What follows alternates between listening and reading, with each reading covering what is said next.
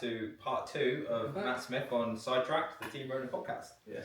2 cups of tea in. 2 cups of tea in. Coats are on. Okay, it's got a bit cold now, but you can't see the radiator. There's a radiator. I've treated the boys. Just switch itself off. Yeah, it's say, not it's actually not getting even that warm. It's there in spirit. It's more ornamental than it is anything else. Do you know how much I'd laugh if you had touched that and burnt your hand? It feels like it might be No, warm. but if you had, I would have laughed. Oh right, no, it's not. It's barely warm. No, fair enough. If you keep, maybe you should talk a bit more, and with your hot breath, it will warm the room up. Oh, you talking Yeah, for he's done everybody? right on that, Yeah, exactly. Yeah. Right, so let's pick up where we left off. Where did we leave off? I think we should actually start picking Matt's brain a little bit on stuff like setup and why spam. So, setup. Why should it say me? Oh, can I say one thing before we go into it? Sidetrack. Sidetrack. Chicken. Obviously, we talked about Jamie Briggs, didn't we, with his Mark 1 Golf? Yeah. And we were saying we don't think he's even got a setup. Yeah. He commented on that on the YouTube Yeah, video. I saw that. Ah, no, he's had his car up. Yeah. Jamie, thanks for watching. First off, thanks for commenting. And it's awesome that you put all your setup on there. I thought that was really That cool. was like full on wow. Yeah. Oh, that's brilliant. And we have been chatting, and he is going to come on the podcast. He said maybe, so I'm going to take that as he is. So he will be a future guest. He's quite far away and he's like 3 hours, I think he said. Yeah. But, Jamie obviously West is country though, isn't it? It's only up the road, isn't it? It's the Yeah. south. Yeah. Yeah, come down for it. Come down to the Pop beach. down. Yeah, lovely November beach times. But right, so Right, ice bath so. setup. Before we Not just start, white do you want the whiteboard to start drawing and doing, you know? Yeah. Okay. No, Stop basically, it. so you say that your car is not set up at all, and Paul seems to think if I set your car up, you wouldn't be able to drive it because it would be too good, perhaps, and it wouldn't Which is work. what you're used to. Yeah, as well, what so you're used to. Yeah. That's the wrong thing. Okay. So I wouldn't just get your car and go, right, you've got to have this set up and then send you off because that doesn't work for you. It Yeah. works for me. What works for you is what you've got. So then we say, right, you've got that. What do you hate most about it? Oh, I hate the side bite, the lack of side bite, or I hate this, or I hate that. So we'll tweak some of that out, and then we'll just work bit by bit and make it better. So you're living with a problem and driving around a problem, whatever this problem is, and you might not have a problem, but there will be something in your setup that you don't like. We'll just dial it out of it and just see how it goes. And say, right, do this. Has it got better or has it got worse? Then that's how you work with a setup. And you'll probably find you'll end up with a setup which is much the same as everybody else runs anyway. But it'll be gradual, and you won't just be thrown into something that's got like mega DMEC grip that you can't deal with and power levels that you can't afford to do and all the rest of it. So So you that's the just thing, like, I've got my setup, and obviously, like, these guys take the piss out of me, so, like, well, I've got a car that's shit set up now. It's what I'm used to. Yeah, This that's is right. how I have been driving it for Yeah. the last year, 2 years, or however long. that's not to say it couldn't get better. Yeah, but that's what I'm saying. You know, if I got a car that would set up, then I might jump in and go, this is crap. But Yeah, I get because you're not used to it. Yeah, that's right. Whereas if you concentrate on what you've got, this is what I always do. I always get a car in. First thing I do is get it in, look at it, and go, right, this is what you've been driving with. How do you find it? And you know, what is your issue with it? And you know, can we make this better? Or you know, if I change something that makes it worse, we can change it back. So not only have we got a baseline or a thing to go back to and a framework to say, well, you've been driving it with 10 degrees of tow out and like no self steer and all the rest of it. Like we can go back to that if you want. You know, it doesn't matter. Yeah. We've got the instructions to do that. Tidying up what's already there. Yeah, why not? And then building from that tidied up base. Yeah, that's my opinion on it. I mean, I don't know everything, and I'm not I'm not a alignment guru by any means. But Bullshit. I just put my hand up and disagree with I that. just learned as I've gone along. But I learned that working with people is as important as working with the car.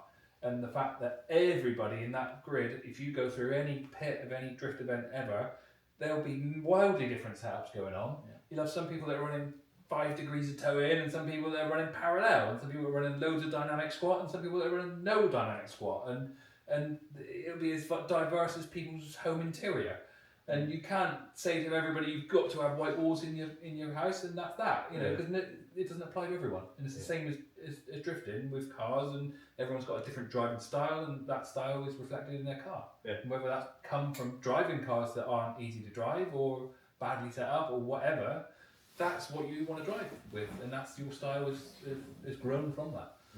So I'd never come into somebody's car and just change it wildly and go, well, you've got all that wrong and you need to do it this way because you're wrong. well, just Can you try. remember what you messaged me when you looked at mine the second time? Well, yours was.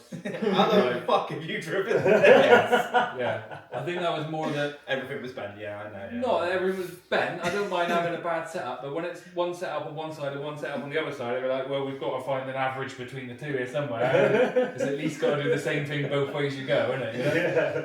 I tell you what, when I first took it out after you set it up again, I was like, oh my god, this car's easy to drive now. Like it was just fast, grippy. Well, yeah. But when you came to me, Good. you came to me and said, this is bloody awful and I can't drive it. Yeah. So there was no point in starting from that. No, I And agree. Yeah. You needed a basic setup chucked into that to say, right, let's go with this and drive it, and you come back to me and tell me what you feel. Yeah. Bear in mind, this wasn't the first time you set it up for me as well, No. was it? So we already had that base. Exactly that. So that the only time I'll ever wipe the slate clean is if it's a new car and you can't drive it and it's awful and it's You need a it's base all to setting. toggle. Somebody's had it apart and it's not what it should be. Nobody intended it to drift like this.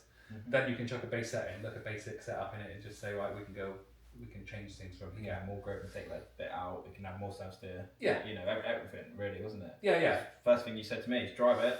And if you don't like something, phone me. We can turn things up and down, and Yeah. you can change things to suit what you're feeling and your power level. And you know, I can't wave a magic wand and say, you've got this, and this will definitely work for you. I don't know, because- it feels like it. Yeah, well, it that's- definitely yeah. feels like it. But I bet you I could go to an event and spend a day with you at an event and make it better. Yeah. Just Do you from want it? you saying, So, well, That He's does doing a bit of sound this, like he's an doing a op- bit of that that. sounds like an offer, you know, man. you know. his time is valuable. Yeah. So is his paintwork. True. That's a good Yeah. point, yeah. Yeah, I'm going to plan to smash a lot of that next year, so I need to get a framework in for this. You know? Yeah, that's cool, yeah, that's Put fine. some brownie points in. No problem at all. But again, there's a certain car that I've looked at recently that you've talked about on here that was somebody's just recently bought, and he bought it, and it's got a setup in it by somebody that's well respected and has driven and done quite well in it, and you know he wanted to change things, and I said, well, let's not change things yet, See and how you get on. that's fine. It's crazy the way it's set up, and it's like way above what I would do and how I would drive it. But you might get in it and you might fall in love with it immediately. Mm. And you know, why change something away from something that worked for somebody else and you know, just because, you know, without any benchmark or baseline of what it's doing now. Yeah. You've got to drive it and do a couple of, you know, even just a day and go, shit, this is awful, I can't drive it. Yeah, we'll change it then. Or this is amazing, I'm glad I didn't touch it. Yeah, because if we change it now, we'll have no idea what it's doing before. Yeah. You don't know if it was faster before, you don't No. know if it was easier No, before. you got no don't- baseline. You don't know nothing. I could chuck a load of settings into said car and go out and drive it. It'd be bloody awful. And be like, well, it might have been awful before, but you know, we don't know, do we? Yeah. Go and drive it, shake it down, work out what it is, and then we can tweak from there. I always say to people, I would much rather have setup over power. So if, for instance, Yeah. if someone said to me, we've literally said this exact thing, you can have 1,000 horsepower, but it's super reliable. There's your engine, 1,000 horsepower all the time, but you're on your own, you set it up. Or you have 400 horsepower and you take someone with you all the time, so someone who like you who can tweak it and know what they're doing to set you up and help you at track. I'd take the setup all day, every day over the power. Definitely the case. Like I feel like you'd be so much better off, and you would learn. You would gain a lot more positions. Is that the way? You would gain the speed in the car without the horsepower because of the grip levels You're and not stuff. fighting it. Yeah. I mean, it's been go back through the history of right. So So sorry, I had to shoot off quickly. I'm back. Yeah, so I would much rather spend my money on setup and having someone set up my car. I feel like I would improve a lot more than horsepower. That is why you give your car to. Yeah. Yeah.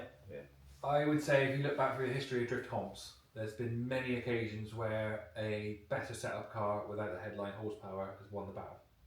Yeah, because it's the confidence in the car, isn't it? Yeah, absolutely. It's everything. It's not only the confidence in the car, it's the way the car moves, the way the car handles. If you have a car that's awkward and it's only got a small window of power, it's got 10,000 million horsepower, but it's only right there, all this here is a waste of time. Yeah. The 328's come along in the wet and just gone, hello, I can have all this, because Yeah. I can use in all that zone that you're not using, and I've got full confidence and I can send this at 100%, and you're not at 100% because you're uncomfortable with Switching. A, B and C, and there you go, won the battle. Well, I mean, you can last year Drift League, Cuba. Yeah, well, Cuba's a Nice. classic Three- example in every situation. It was a 3 litre NA, yes.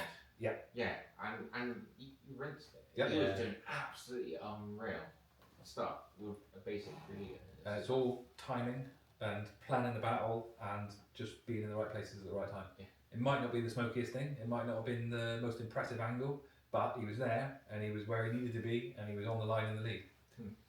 I remember a while ago when I first met you, Finn. Yeah. Sorry, I know you're zoning out over in the corner. When I first met you, and obviously I had no idea of anything mechanical. I had no idea. I just bodged everything like really badly. And Just back then. just back then, yeah. Like, now I try not to bodge things now, but sometimes it goes that way. But as I learnt more and more and more, the more I learnt about a car, the more he was explaining to me about how parts work on the car. When you're sat in it and you're driving it, you start to understand it more, and it makes a lot more sense. Knowing the car, knowing the setups, and learning more about how things work and why things work and what's important, I find makes you almost a better driver because Your whole understanding of everything is it starts to come back together, yeah, and like you start to know more. And a big example for that, again, just one that sticks out in my mind, is when you and I were talking at the recent Autofest. Yeah. And we were talking in the evening, and Yeah. I was saying to you, I hate running to a like initiation clip on like a wall. And I said, because the car feels to me like I never know where it's going to stop. I never know how it's going to run in. You turn around and said, it's an S-body. You need to give it an input. You need to give it a little bit of hydro, or you need to nail the throttle. Yeah. I was like, Well, I okay. had to learn that recently. Well, because you said it to A me. few times. Because you said it to me. The first thing I did on that Saturday morning, the first time I got out in that car, the very first thing I did was chuck it straight to the wall and went, Yeah. fuck me, that worked. Yeah. Because you said it, Yeah. I was like, well, I'll try it. And then load of throttle, and instantly I was just like, my confidence from going into a clip onto like a wall as such went from, don't want to do that because it just washes, I don't know where the car's going to end up, to, I know exactly where I can put that. I know exactly, like, do you know what I mean? Like, my confidence level went sky high with that. I don't know for sure because I'm new to S-bodies, but it's almost like the thing where if you're not doing some kind of input, the car's in control of you. You're just sliding and you're a passenger. Definitely. Whereas if you're making it do something, then you're putting the input in and it's responding. Yeah. So you can either let go of that input or you can make more of that input and it's doing something. Yeah. Whereas if it's just going off on its own, then it's you just that not be there. was big for me. I mean, that was a big jump. I felt like I learned a lot in that one conversation. I've got to remind myself though, it's not like it's I drive that Nissan and I'm like, oh shit, I'm going to fall off track, and I'm like, I'll freeze, and then it doesn't come back. Whereas the BM will. Yeah. If you just go, oh shit, and then just feather, it comes back. The Nissans don't. So you got to like go, no, kick it, you idiot, and just go. I always find that if I'm a bit angry, or like if I turned up to an event and someone spoke to me like shit, and I'm not really caring about mechanical sympathy, that car works the best it ever works. Yeah. If I'm literally like, fuck they you, do respond on it, I think. Yeah. it's BMs don't need it. Do they? No. You can do what you want, Yeah. They're just easy, aren't they? I think it's easier if something goes wrong because you can lift out of it and just delicately encourage it away from something. Whereas an S-body's no chance of that. If you lift out of it, it just goes, all right, we're going that way fast in the wall. But you said that when you drove my car, you loved it. Yeah, that doesn't mean it's not hard to drive though. does it? No. Yeah, I think it's the definitely only- a lot harder to drive. Yeah, then You only come across the feeling that it's gone off on its own when something goes wrong. Yeah. When Gone you're too driving it and Yeah. you're in control of the thing, it's fine. And when I first got the PS, it was like, this is great. This is much better. I feel much happier in this chassis. But then there's certain occasions where you weren't quite on the line that you wanted. So you lift out of it and try to correct. You can't. Yeah. You've got to dig into it and correct, which is totally back to front of a BM. Yeah. That's like the probably 5% of the time when you're driving it, and that's every time I've crashed the fucking thing. Was that Glaze just over going those. shit, and then it only takes that split second of going shit, and then you're off. Yeah. Whereas a BM, you go shit, it grips up, and you're away. Yeah. Yeah. Wise fab. Wise fab, Wise fab. yes. So So wise fab is not going to ruin anybody's car, and it's not going to make you want to fiddle with it. So I've been watching. you were never meant to. You were never meant to watch Making it. notes. What I was getting at was the fact of the amount of It adjustment. might ruin your bank account, but it's not. You gonna- definitely would ruin my bank account. Yeah. I mean, it wouldn't, because it would just say Hopefully no anyway. Yeah. Not happening. Yeah. So, yes, I see what you're saying is there's loads of adjustment in it that you could possibly play with, but that adjustment isn't there for any real good reason. So a front setup, let's say on a S13, there's very little that you would do different to anybody else with it. They even give you, when you buy a Wisefab kit, they give you recommended starting settings, and they're right for sort of 85% of people. Okay. So you chuck those settings into it, and that works with the homework and the research that they've done. And you think, well, actually, I want a bit more of this. You add a tiny bit more of that. Lovely. Right. That's it. But you've got the ability to add that little bit more of this and a little bit more of that. Whereas, with chopped hubs, you don't. And that's just what you've got, and you have to chop it off and weld it again if you want to change it. Yeah. So okay. But So- the clever bit with the Wisefab is it's done before you've bought it. Yeah. All of the clever geometry in it. So you would obviously be. It's you not would just recommend- Wisefab. I'm not pushing No, Wisefab as no. a brand. I've got SLR on the E36. Yeah. Same thing. The geometry is all built in the design stage. Would you You're say just it tweaking is it. night and day? Like between so for instance, say you went like a full GeoMaster setup Yeah. or whatever, which is I would say it's more affordable for someone like me and you. Yeah, that's right. That's what I think. Would you say that is night and day over cut and welded hubs and extended arms? You could cut some hubs about and you could make them right, but it only takes a fraction of a millimetre out, which is easily done with cut hubs, to be not right. Yeah. Whereas every set of bought off the shelf big name kit I've put on the aligner has been what it says it should be. Okay. And like every set of chopped hubs I've had has been here or there either side of that, and it's, you could make up 5 sets of chopped hubs, Yeah. they'd all be different, and they'd all feel different. There's no way they'd all be exactly the same, because to get a jig that is as tight of a tolerance as what you need for Ackerman and things like that, it's just not it's not possible for our level. If you're manufacturing to a huge scale, yeah, you can go down to that fine tolerance, but when you're just chopping something off and welding it back on again in a jig, no. So let's say then if someone was But the benefit, the on track, is it as much as what is it as much as £1,000 or whatever it is you're blowing on? yeah, kit? I was going Maybe to not. say, so let's say someone's done a couple of drift days. Yeah. They're confident second gear or whatever, and Yeah. quite happy to do some thought without spinning. Yeah. So Dakota. Yeah. For their next investment, would you say it was worth changing from cut and welded hubs to something like a lock kit, or would you say the money's better invested elsewhere? Would you say Wisefab and lock kits is more like a competition kind of that next level for a competition car? Again, More it than- vary as much to driver as it does with the setups. Right. I think you can, if you've got a Wisefab, an SLR, or a whatever kit on there, GeoMaster, you can say 100% that is doing what it says it's going to do. That's that angle, that's got this much Ackerman, it's doing that. Whereas if you've got chopped hubs, it might not be that. You might have more Ackerman that way than you've got that way, or you might have negative one way and positive the other way, which is nearly always the case on chopped hubs. I'm sure there are people out there with chopped hubs who can make them zero bang on, but there's such a fine tolerance to get that right that I don't think you very often see it. The sort of the big name ones that you would buy off the internet, you can get 5 different setups. So you can't send somebody out there when they've got to that level and say this is what you've got, without even checking it, because You could don't have 1 really in know. 5, 1 in 10 different setups on it. So what you're saying is, if I was to do drift league and I didn't win it, it's because I haven't got Wisefab. Yeah, Yeah, cool. absolutely. Everyone heard that here first, right? That's the only reason. But like I say, there are people out there who still use chopped hubs at very high level of comp, Right. Okay. and you can tweak things around and make it work and set it up to how you want. But if you bought another set of chopped hubs because you broke one, it would be different. I see. Right. I see what you So go. then you've got used to that setup with perhaps a bit of positive Ackerman that way, a bit of negative Ackerman that way, whatever it does, and then all of a sudden you've got another one. You're like, oh, I know this is a bit different. Yeah. Whereas Whereas you it's, get it's changing how 10 it goes. sets of Wisefab, you'd have 10 sets exactly the same. So it's that consistency level then. So it's kind of like going from when you first start off and you're running Part 1 tyres, Yeah, and you get a that's pair right. of It's exactly Lancet that. half ones which feel great. Then you put a pair of Yeah. Goodyears on which are awful. So And then you go to buying brand new tyres, all the same brand, all the same size. yeah, almost And matches your budget, doesn't it? And then So yeah. you don't move on to new tyres until your budget and your skill level that requires it. You're like, well, actually, I can't do part ones anymore because I'm getting a different feel every time I go out. Yeah. I'm doing comp now. I want proper feel. So then And you the can, consistency level. you can invest in that different level of setup, I guess. Yeah. But with that, with your big name stuff, I mean, Martin's got figs on his chaser, and that's an American setup. And I was like, well, I've never seen this before. Put on your liner, bang on, exactly the same side to side. So again, it's another one that's just manufactured, and it's proper. Yeah.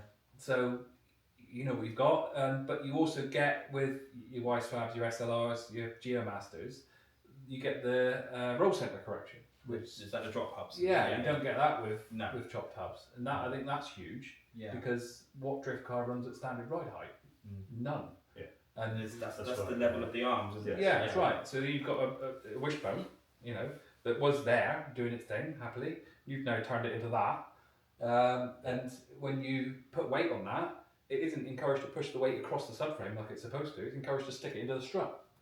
So then you're having to put stiffer springs on to overcome the roll that you've suddenly created from putting these silly hubs and lowering it, and then you've got stiffer springs, and then you're getting you're correcting a problem that doesn't need correcting when it was in the geo already to not have that issue. Yeah. So it all spirals. So like you get extra benefits with these things. Yeah. Is that where, so for instance then, because some people say like with the drop hubs on the rear, Yeah. you gain more grip ideally. Yeah, Is that just because the suspension is working yeah. better? So on a S body, for instance, I think again I'm not an expert. This is my thinking on it. Is that the wishbone, instead of being that angle, is now a sensible kind of downwards angle or straight. Yeah. That isn't going to make any difference to your forward bite because the force isn't going. It's going this plane, and not that plane. Yeah. But your side bite will be drastically changed because when you put that weight across there, that energy is going to go through the arm rather than into the strut. So it gains way more side bite as such. Yeah. That was my assumption as well. Yeah. Yeah. Changing my But it's results. not all about side bite and grip, it's control. So instead of all that energy of you, going into a corner like that is getting pushed into the strut, that's wasted energy really. I mean, you do need a bit of that because that makes grip, but you are having to then put a stiffer spring on and then it's all going, you're fixing that problem the wrong way about. When really dropping the arm angle is going to correct that problem. You don't have to go silly with the spring rate. You've then got decent suspension. You then can control your squat and you can control your grip better. Yeah. Well, you're the kind of person I talk to about alignment or anything. So, like, if I'm not speaking to Matt, obviously. So, have you got any questions along that line or anything? Not really. He's a talker, isn't he? I feel he's here for the pants. He just wants to give someone abuse. Yeah. Just abuse Skippy for a minute. The E36, E46 rear Wisefab, I've not seen it in person, but a friend of mine, Jamie Stanton's got it on his I know Jamie. E36. Great guy. And he said that it's night and day. Considering it's basically the same shape thing coming out of the floor and it's just a trailing arm with a wheel bearing on it, how can that be that much different? You can change the height of the front of the arm though. Yeah, on that's the that's and I think the pickup points are in slightly different. exactly that. So then all of a sudden your arms aren't doing this anymore, they're doing that. So now the energy's going through the car completely differently and that changes it wildly.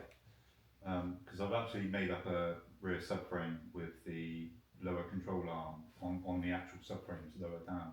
Okay, yeah. To bring the arm slightly more parallel. Yeah, makes And, sense. and my thoughts on it was that it would, you'd get less toe change and less camber change on squat. I don't know whether that's to do with the height of them so much as the length of the arms. Alright. Because if you're, I'm just trying to think now. Oh, As this is What it's doing, yeah. Oh, no, we're because you don't understand what you're talking about. Yeah. way over my head. And my thought was to if I could try and get them a little bit more parallel. Yeah. So if you've got an arm like that and it's straight, Yeah. and your suspension travel is here, you're going to Yeah. get very little toe change. Yeah. If it's up here, Yeah. and it moves the same amount, it's going to be pulling that wheel in a Oh, lot yeah. more, so it's going to get a lot more toe and camber change. So if you're towards central, you're going to get less Yeah. effect. But also the longer the arm is, the less effect. So you've got a tiny little short one, That's what she said. second tallest person here. I want to check this in a minute. We're going to stand up and go back to back. So you've got a tiny little short arm. It only has to be a very small amount before it starts pulling things in. Oh yeah. If you've got a massive long arm, you have to go all the way up here before it starts changing and pulling things in. So the longer you make those arms, the more control. So if you ever see like world rally cars and stuff like that, the length of the arms on things is massive. Or any of the Dakar stuff. Any arms are huge, so they've got less effect over the travel that they're doing. So that's the crack there. The biggest mistake I made once on the E36 when I did BDC in it the first year was I thought I need zero camber and I need like all the grip, and I did all that, and because it was on standard upper arms because the springs were in the standard location, couldn't lengthen the upper arm, so I shortened the lower arm. But by shortening the lower arm, I made the toe curve so horrific it was undrivable. Well, it would toe out under. Yeah. So it would. And it accelerated that by probably 5 times. Oh, you shit. amplified it, so it's. So that's what you're going the opposite way. So you won't. That's my idea. So when you squat, you won't lose that toe out. It's still got both sets of holes, so it's I see. got So overplay with. You can try. I like to feel it rather than Mathematically. Yeah. Mathematically. Is that the word? I got what you meant. Maths it. You can Maths set it. it and you can say this should do this, but if it doesn't correspond to how you feel in the car when you're actually driving, Which is exactly going back to what you say. So you need a bit of toe change. Toe Yeah. change is useful, and camber change is useful because again, back to the whole thing of setting a car up straight. You set it up on an aligner dead straight. You're never going straight, are you? And you set it up on something dead flat. What track is dead flat? None of them are. No. So you set your car up with zero camber, zero everything. Yeah, brilliant, great. Then you go out and do T-side South Bank. Like, oh, this is awful. Like, what the hell's going on? Because the track's like this. So I don't see the value in that. Double the ticket price for the takeover, so I could buy some shiny stuff from my car. That's all I'm hearing at the moment. just get an alignment, Skippy. Yeah, I think let's Yeah, just just why not just start with a base? Set that where you got. Yeah, let's just go in bit by bit. That's the crack. You can try and align my car. I was saying, when you disappeared, that we do YouTube and take my car to Matt, just watch his face drop, the state of my car. It's going to be seized everything in it and gas torching nuts off and. Oh no, it's all been changed recently, but there is just no alignment. It was thrown on, nothing's been measured, nothing was counted, it just The thrown on. worst thing you could do is look at the front of a car and go, yeah, it looks like it's toned out. Yeah. Because majority of cars, Yeah. they Especially slope if you- in towards Oh, the front. my If you God. make it wider on the front as well, that's always a good one. I think Horrendous. mine's wider on the front. Most cars are. Most Are they? cars. Yeah, Yeah. just a lot clearer, isn't it? Right. I was always told by someone a long time ago with an S body to make it wider on the front, and I've always kind of just stuck with that. So I don't Yeah. know. I don't necessarily know if that's right. There's a couple of different schools of thought on that. Is that the wider you make the rear can make it faster on angle, but then Okay. some people say the narrower you make it on the rear can make it faster on angle. Okay. But I don't know the physics on that. That's Really? I kind of have looked I into it. know. I've looked into it. If you've got a car on angle and it's pushing from over here, like outside of where the front wheels are, then it's pushing like that way, isn't it? Yeah. If you've got the wheel here, it's pushing through the middle of those front wheels, and it's encouraged to push it. But that's assuming you've got zero toe. If you've got loads of toe, then it's going to push through the middle of the front wheels, isn't it? And it's going to push that energy through the steering wheels and go. So yeah, maybe I don't know. Do you have any roll bars on your PS? Oh, interesting. No, but I Neither. would like to try them. You haven't got front or rear? So I took my front off, Yeah. would never go back. Yeah, I Oh, took my right. front off. Yeah, and I would left go the rear back. on, Yeah. but I've taken the front off and I would never put one back on. Do you run bars on your 46 then? No. I'd like to have, but the Wise Fab on the rear, it's a pain for it. Yeah. It's not really got any mounts at all for anti-roll bars. The new Wise Fab has, which is annoying, so I would like to do that and play with it really. Yeah. The PS has got mounts for an anti-roll bar, and I do plan on playing with that. The front's a pain anyway because it's so much lock when the wheels in the arch. Like whatever you put in there is getting it. Yeah. So unless you've got fancy Blade Motorsport anti-roll bars in there that are out of the way, you're going to whack it with the wheel, aren't you? Yeah. Like E36 is bad for it because it's a big old thing that comes round in it, and it's right Yeah. where the lock wants to be. I ran an uprated front roll bar on mine, connected to the lower arms, Oh yeah. and no rear bar, and I loved it. I thought it was brilliant. I quite liked mine E36 with a front bar on it, Yeah. but then when I got SLR, I had to go. So. I took mine off. I spoke to you again. I was having problems, and so I spoke to Matt, and he was like, add a little bit of preload to the springs and take the front anti-roll bar off, Yeah. and it was fucking night and day. Like the car just changed. It was just so much more drivable. The strange thing with anti-roll bars is it can alter the opposite end of the car. Right. Because you're, let's say this wheel wants to go up and that one's down. If you resist that movement, then it's not only evening out the two to themselves, but it's also then changing what's happening at the back. Right. Because I run an uprated anti-roll bar on the back, Yeah, okay. none So on the front. that will affect the front to a degree because the back's not going to roll so much now. So then the front isn't doing things. So it's kind of like It's a fucking really yeah, bad like a robot dance. But you see what I mean? Yeah. If you stop this rolling back here, then it's got to stop that because it's connected. So like what is happening back here directly affects what's happening in the front. Like you see that the drift Land Rover. Yeah. Picking Awesome. up front wheels. Yeah. It's not picking up front wheels because it hasn't got a front anti-roll bar. It's picking up front wheels because it hasn't got a rear because the rear's digging in. Yeah. So what's And happening that at the wheel's digging rear in. is affecting the front. Yeah. Yeah. So it's all connected. See, my thoughts on it and my knowledge of it are very limited, so I'm kind of going off of. In theory, more anti-roll bar on an axle reduces grip on that axle. That's the theory. So in a race situation, you would want to take the anti-roll bars off and disconnect them. Should give you In more race and rally, you would do that. Yeah, in the rain or if there's low grip, you disconnect the roll bars. Yeah. But the effect of it on drifting is different, I think, and it'll alter side bite and things like that, Yeah. and high angle side bite. So you don't want to get rid of it altogether, but I don't have the option of putting it back on at the moment because I haven't got one. But I'd like to get one, and I'd like to have an adjustable one and play with it and just see, again, do the thing. Yeah. Go out and do a couple of runs at Three Sisters, connect it. Right, what's done? Is it better? Is it worse? What's it giving me? What's it taking away? Yeah. Write it down, move on, do the next thing. Disconnect that, try something else. Yeah. I might try and just disconnect my rear, just see what it does for a day. Yeah, You I was just take thinking one the hot same, rig just off, take- couldn't Yeah. you? And then just see what it does for one run. But my theory on it is to get there and don't say, right, we're going to disconnect it and go out and do runs straight away, because track could be different last time you've done it. Yeah. Things could be different. You need to drive it first. Don't Get you? baseline, go out there, Yeah. just keep it exactly the same. It's the same as what I said with the setup with the new car. Yeah. Keep everything the same, go out, do a couple of runs. Yep, right, we know what's happening now, I'm comfortable, I'm in the groove, I know what the track's like, do something. And then that only thing that's changed is that one thing that you've done. Yeah. And then just literally do 2 runs and go, better or worse? Mm. What happened? I mean, aside from personal preference, technically then, if you were running no front anti-roll bar, you really want to be running no rear roll bar with the mass. And the same the other way. So technically, if you're running Yeah. a rear one, should really be running a front one. You can kind of make the effective anti-roll with spring weight. Right. So if you've got a stiff anti-roll bar in there, then you don't need such stiff springs because the springs It will hold it, you were yeah. stiffening the springs to resist roll. Yeah. So you can lighten your springs, and then all of a sudden you've got more control over that. Yeah. Or you take the anti-roll bar off, you're going to put stiffer springs on because all of a sudden it's all over the place.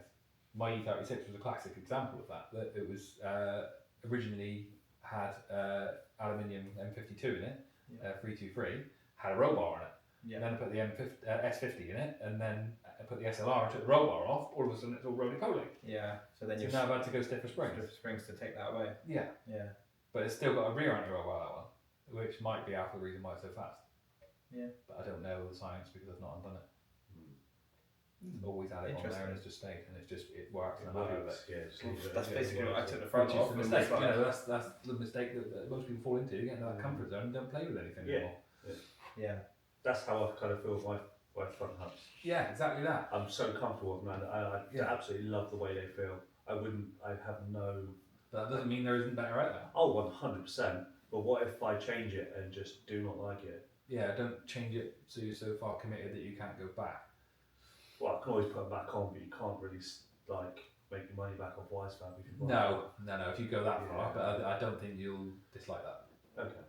That's because that will do everything what you've got now plus more, Okay. and you can set that to make it work in every way that you have now. Yeah. Whereas what you've got now, you're quite restricted.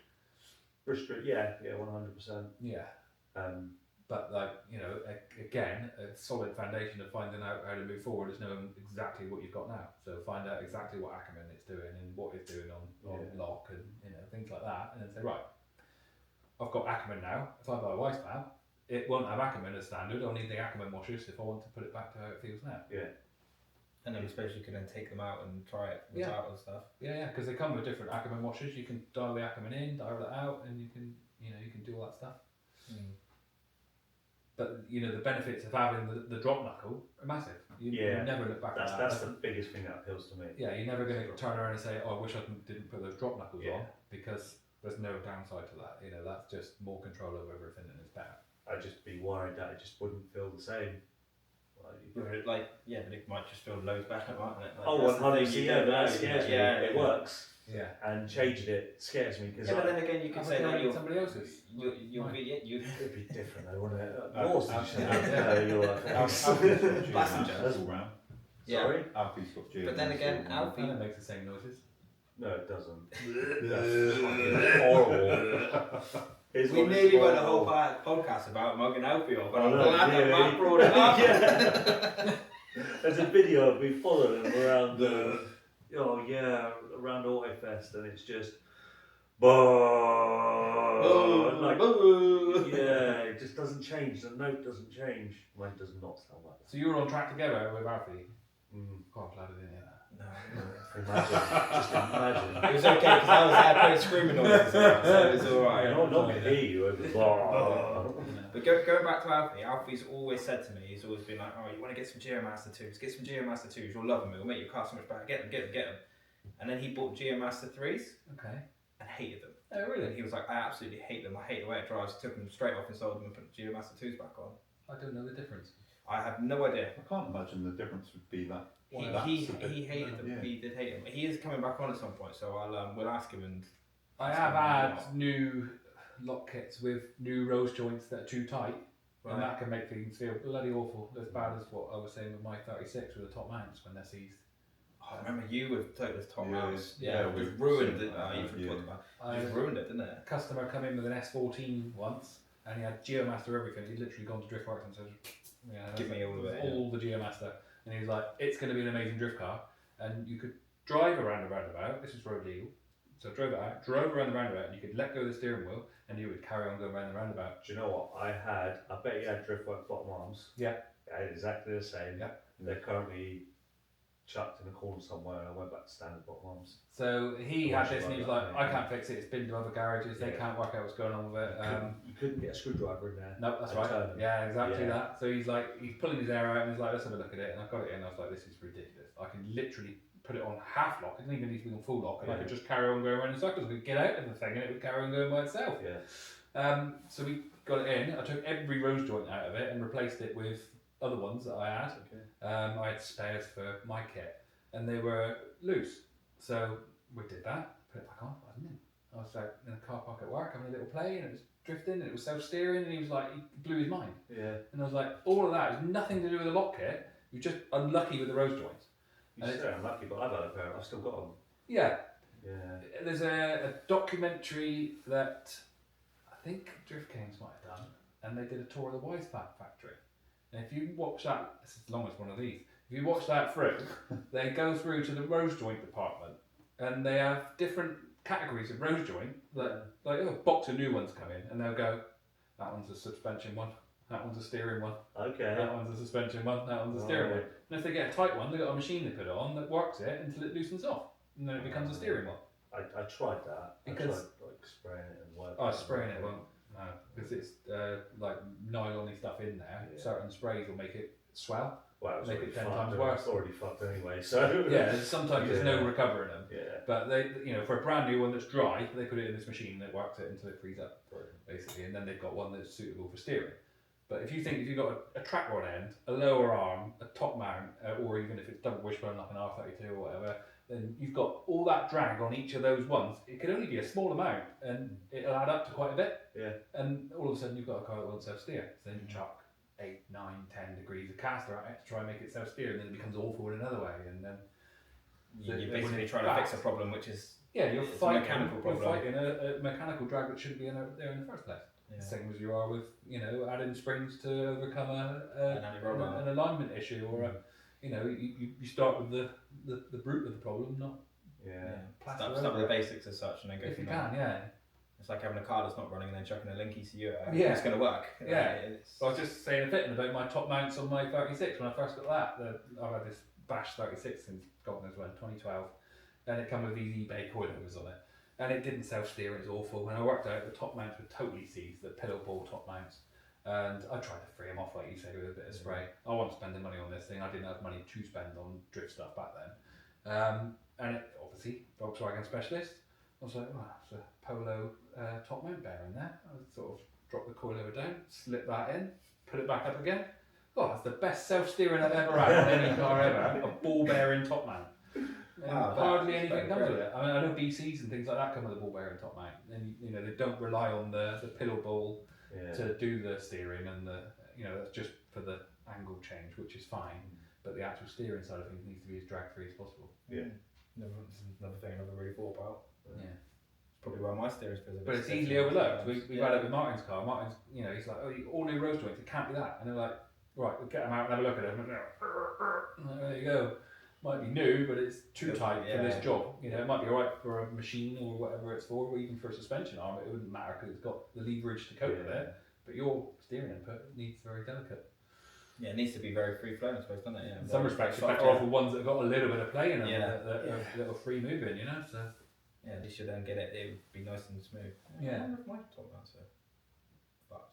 Why would you think that? Because my steering gets quite stiff, and then I sometimes squirt some GT85 on top of them, and it softens up a little bit. Basically, you make an excuse for shit driving.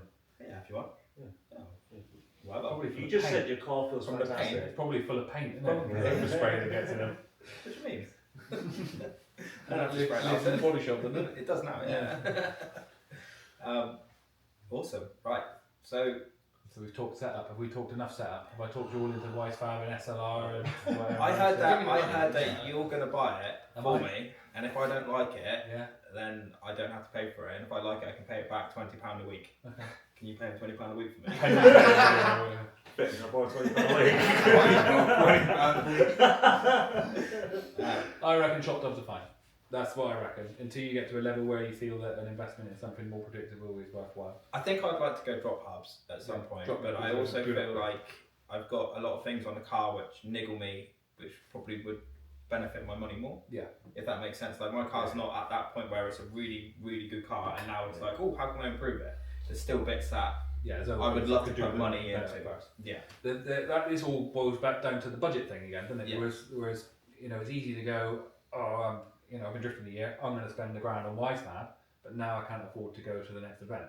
So that's a mistake. Yeah. Because Seat time is more important. yeah, isn't it? you're not going to benefit from a Weissfab if you can't go to the next event when your chopped hubs would do you just fine, really, and you can just tweak around that and just make it work for you, and you're better off enjoying using the car and having fun in the car than having a car that you can't really afford to run anymore because you've chucked too much money into it to try and be the same as somebody else or to get that extra 100 horsepower or whatever else. It's become hassle.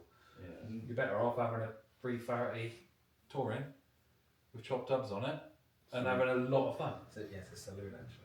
Oh, it's a saloon now. Oh right, you say some weight. Salt's been saloon. I thought you had a touring. I'm the one that's Skippy's touring. got a touring. Oh right. He's got a fucking aeroplane. Who's got a touring? Other than you? Other than me. Yeah, the one that was at Waterfest. Autofest. What, black one? Big black one. I don't know. I might be. Diesel. He drove Oh, his. did you have a back window smashed out of yours? Oh, Yeah. no back window in. Oh, there you go. It's a touring.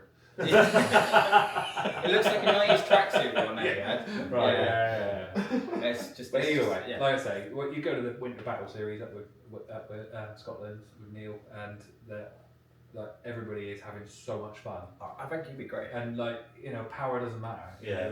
Cougar I went love out that. in his, Yeah, in yeah, his was I think the limit is 350 horsepower. His is 349 or something silly like that because it's M52 turbo. Yeah. But he's turned it down for that, and it makes no difference. Yeah. Harry Kerr turned up in a asthmatic, if I say so, 325 E46 and wiped the floor of everyone. Yeah, And he didn't like have said, it rain doesn't sports, make he any- didn't have anything fancy, he just had a slap together 325 compact, Just and went out and had fun. yeah, that was right, well, just, slayed everybody. It was his So day sort of thing. Yeah, there's no argument to getting carried away and having anything too fancy that's beyond your budget. Yeah. If you've got the budget to go and do it, do Yeah, it. cool. Yeah, crying out. Yeah. Go and enjoy it. Why not? But why make it miserable by going too far? Which I was worried a little bit about competition wise. Yeah. Like back when, obviously, I know it's been a little bit different at the moment how things have been, and I'm much more confident to go and do it now. But I was always worried about the fact of, right, if I save up this amount of money to go to a drift day, a drift competition, travel around the country because we're in the bottom of the country, Yeah, it's always miles. Yeah. and then not qualify.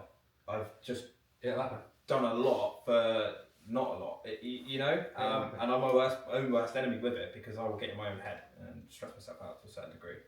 Well, this goes back to the, should we bring back BDC? Is that when I did BDC, you'd be lucky to get 4 or 5 practice runs. Yeah. So if you go there, do 4 or 5 practice runs, you 2 qualifying runs, don't qualify, you're going home with, 6 runs. 6 runs in your pocket for your, whatever it costs to do the weekend. Well, you worked out the time that he spent on track at Foundation, Well, wasn't it? it was ridiculous. It was minutes, a couple of minutes. Yeah, a 2 couple of minutes, then it would cost you $1,000.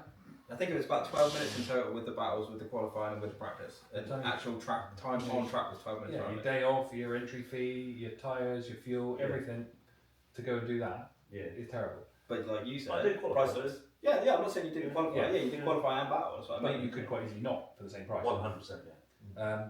Whereas at the moment, what we've got with Drift League is a whole ton of seat time. Yeah. Almost so much that I'm like taking time out. Having a Because I'm cup of like, tea. actually, this car isn't going to last forever. It's a fast burning wick, and I'm going out and just hot lapping it, and I shouldn't be. Yeah. So put it away, have a cup of tea, think about what's going on, try and refine and get better on the next run, sort of thing. So the fact that the volume of drivers out there doing comp is less is a benefit to everyone. Yeah. Because you can go out and have that fun, and even if you don't qualify, you've had a good weekend. Yeah. People get hell bent on qualifying and getting into the battles when really that's what's the battles. It's a byproduct of doing Yeah, of it working well and 10 runs is it through the competition? I mean, yeah. Even if you get one, it's good, isn't it? I Yeah, suppose, 32, 16, 8, 4, final, 5.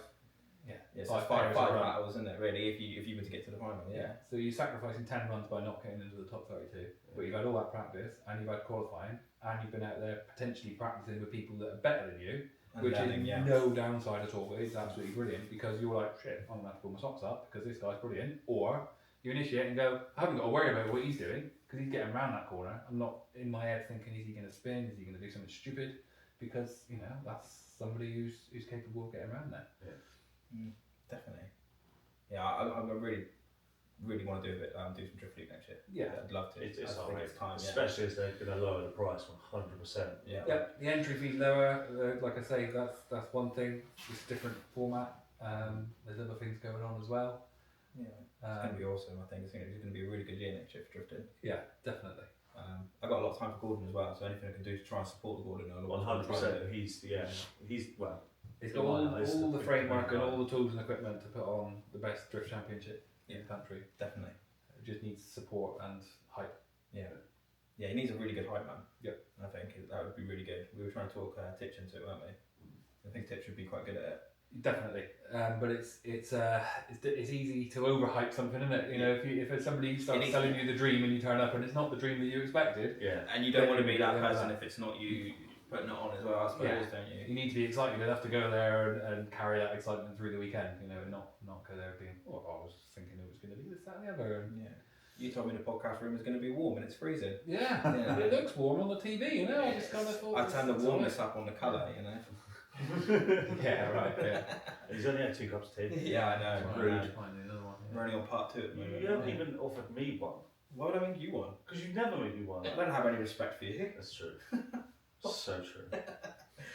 If you... Respect tea, that is. Yeah. Takes that over respect. A tea's made from respect. Yeah. If you could if you could give advice to someone who wants to get into drifting, what would be your main advice, you think? Absolutely, keep it simple and don't overdo your budget. Don't go mad. Seat time. Yeah, absolutely. Seat time's everything, but you can easily lose the fun by jumping further than what you're ready to do because somebody else told you have to, or Yeah. because you feel that you're underpowered, or you feel your setup's not as good as you feel it should be.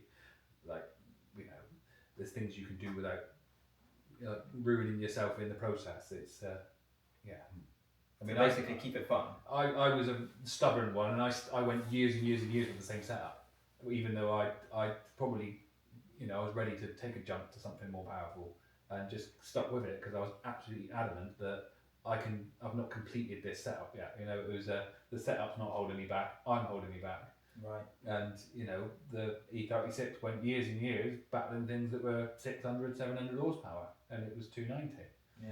So it's nothing to do with that. And it was, putting up a reasonable fight come the end still.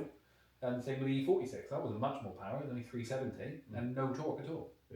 Yeah, you did hella good in that thing. That's right. It's an animal of a car. With drifting, I think everyone seems to, well not everyone, but a lot of people seem to forget there's bugger all gain in this motorsport. It's about fun. It is. Drifting is We're about fun. there for the fun. Absolutely. Yeah. And so if you lose the fun in it, there's no point doing it. If you're too focused on winning every battle and being the best there is, all the rest of it, you're going to lose the fun in it. There's no point to it. Because drifting is about fun. Yeah, you can easily turn up and be far too serious and want to be the next big name and want to win all the trophies and not you miss 90% of the rest of the reason why we're there. We go there, we have the banter in the pits, we have the entertainment, and like you said, if you added up all the time you spend on track in a really good seat time weekend, it's still only going to be 20 minutes, half an hour tops of actual seat time. But that's everything, and talking about it when you're in the pits and having some banter and staying over at the track. That's the part. Absolutely crucial. Yeah. I can't, people that go off to hotels, admittedly the Winter Battle Series you probably have to because it's -10. All these guys, the takeover, I think 9 of us out of everyone that comes to the takeover, 9 of us stayed in track. And we were there with Stu. It's He everything. comes out with booze and that, so we sat there with Stu. Stu drinks. I Stu drinks. I'd still I don't know get a hotel Yeah. taxi. Well, you're not convinced to know what he drinks. He was telling us, because he was showing us it, and he was just going on about it, and we sat there with this little sort It's of... not a local beverage for him, but it is for us, and even more so here. Buckfast. Buckfast. Yeah. Buckfast wine. Yeah.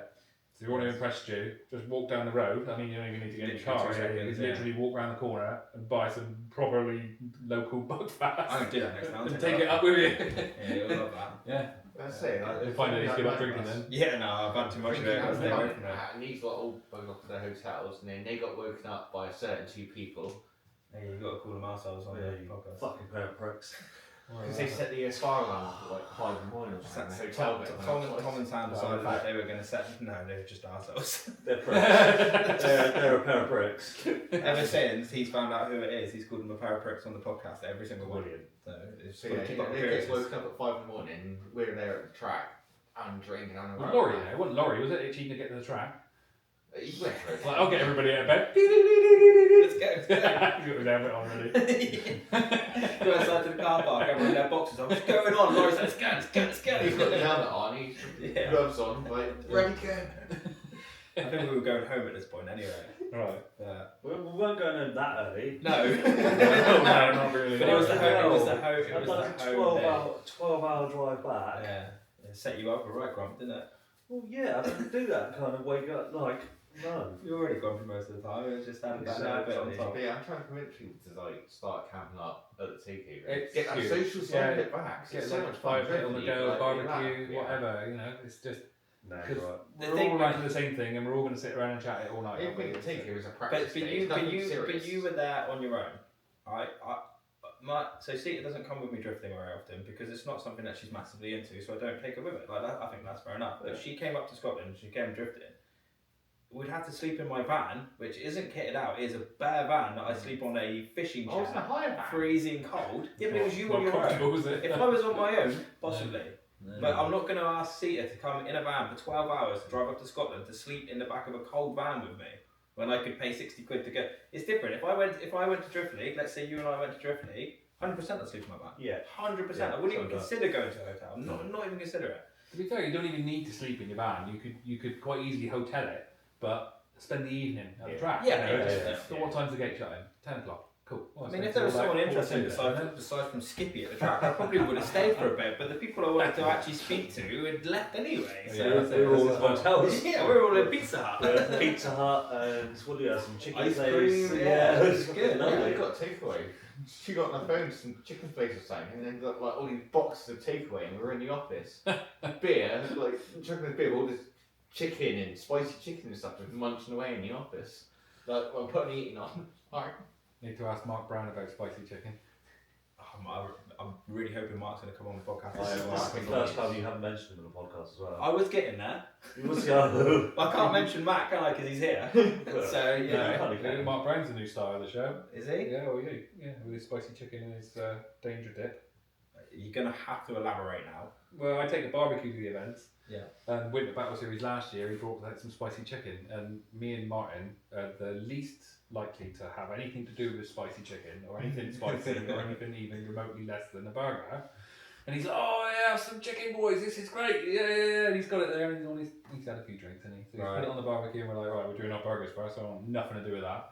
And this spicy chicken goes on raw. Right. It's come out of the packet, and then he's like, "Oh, those are done." Putting them back on top of the packet, and I'm like, "Oh, there's On top of the like raw packet. juices in there." And stuff. Oh, man, don't do that. And I was like, "Is that the secret dip there? Is it?" And he's like, "Oh yeah, that's all right. That's all right." We're all right. You know, he's like, Next day, spent a lot of time in the toilet. Me and Martin were quite smug because we just like we're bland and we don't, you know. Yeah, we've got the edge of burger and Yeah. While we were talking about drinking, I'm going to tell the story of Matt when he had a few drinks, Drift League. What was it? Round 1 last year at Pembury. I've never heard of you having it before. So we were over at the Beacon Stoves guys there, they had these stoves going. We were all over there, first of all, and he's had a few drinks and that. And someone come up to him, what was it, a spanner or something they wanted off you? It's like, "Oh Matt, have you got this spanner?" I don't know enough of people borrowing stuff at that point. Yeah. And he was just like, It's not very often. "Oh yeah, I've got, right, what you're going to do is you're going to go into my van, turn right in the fridge, there's a beer. Get me a beer, come back, I'll tell you where it is." That's quest number 1. You go pick quest number 1, I can give you the quest number 2 that'll give you the tools that you need. What a horrible bastard thing to do. I remember one of the Autofest and Hoggy had hit the wall, surprise, surprise. And we were trying to open with the front, and you were lining his car up with a beer. And then we all stood there for about an hour, keep telling him, "Nah, that wheel ain't going to work." And we made him change about 40 wheels. Oh, yeah, I remember that. That was amazing. I think we He got through surely like knew what 5 we were on beers. about. He was just playing along, wasn't he? We must have got through 5 beers, and he was like, "Do you reckon?" We're like, "Yeah, you need to change that, mate. That ain't going to work." And so yeah, I think you're right. He did have a bent wheel to start with, didn't he? Yeah. And then it was like he went and got another one, and that one was actually bent. And then he went and got a third, and we were like, "Oh, that one's probably bent as well." Yeah, you need to change that one. It Hoggy. must have been about 15 wheels. Yeah, it was good. That was brilliant.